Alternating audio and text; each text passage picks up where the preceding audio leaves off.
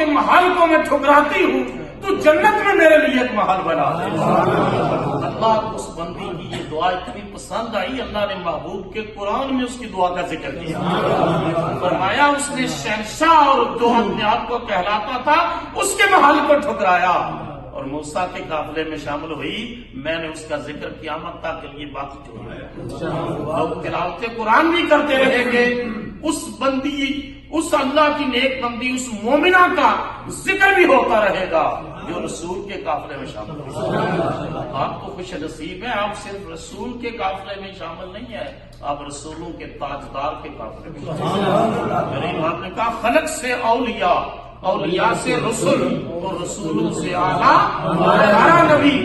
ہر آنے والا وقت، ہر آنے والی گھڑی، ہر آنے والا سال حضور کی شانیں بڑھانے کا رب وعدہ فرما چکا ہے۔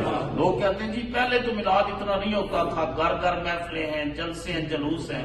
میں نے کہا اللہ کا وعدہ ہے کہ جو جو وقت آگے بڑھے گا تو میں ذکر بڑھاتا رہوں گا۔